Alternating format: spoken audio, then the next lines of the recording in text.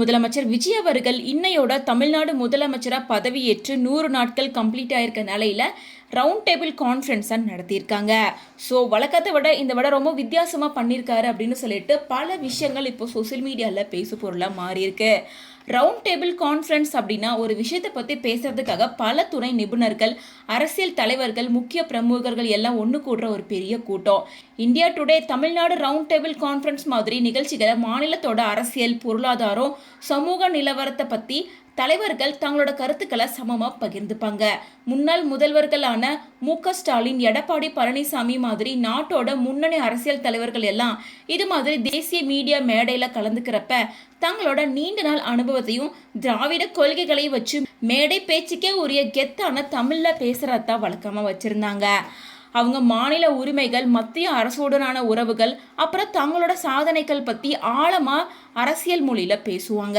ஆனால் இப்போ இருக்க முதலமைச்சர் விஜய் அவர்கள் பழைய ஸ்டைலை அப்படியே உடைச்சிட்டு முற்றிலும் புதுசாக ஒரு கார்பரேட் மாடர்ன் ஸ்டைலை கையாண்டிருக்காரு. அவர் பெரிய அரசியல் உரையெல்லாம் பேசாமல் லெட் ட்ரூத் ஸ்பீக் லவுடர் அப்படின்னு இங்கிலீஷில் எழுதி வச்சிருக்காரு. அதாவது உண்மை உறக்கட்டும் அப்படின்னு சொல்லி அவரோட 100 நாள் ஆட்சியில் ஊழல் ஒழிப்பு, வெளிப்படையான நிர்வாகத்தை பற்றி மட்டும் ரொம்ப ஷார்ட்டாக பேசி முடிச்சிருக்காரு.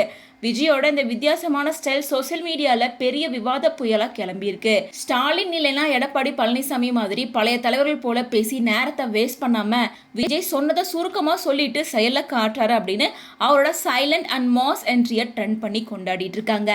இன்னொரு பக்கம் அரசியல் விமர்சகர்களும் எதிர்கட்சிக்காரங்களும் முன்னாள் முதல்வர்கள் மாதிரி மேடையில் விரிவாக பேசவோ இல்லை நிபுணர்கள் கூட கஷ்டமான கேள்விகளுக்கு பதில் சொல்ல தெரியாமலோ பிளான் பண்ணி நடத்தின ஒரு கார்பரேட் நாடகம் இது அப்படின்னு கடுமையாக விமர்சிக்கிறாங்க. விஜய் இன்னும் முழுமையாக ஒரு அரசியல்வாதியாக மாறல அப்படின்னும் கேள்விகளை ஃபேஸ் பண்ண பயந்து தான் இந்த மாதிரி ஷார்ட்டாக பேசுகிற ட்ரிக்கை யூஸ் பண்ணுறாரு அப்படின்னும் மீம்ஸ் மூலமாக சோசியல் மீடியாவில் பயங்கரமான விவாத பொருளாக இது போயிட்டுருக்கு.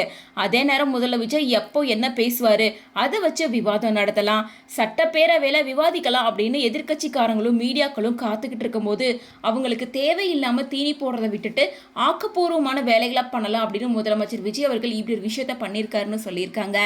ஸோ இதை பற்றி என்னோட ஒப்பீனியன் என்ன அப்படின்றத கமெண்ட்ஸ் மூலமாக ஷேர் பண்ணுங்கள்.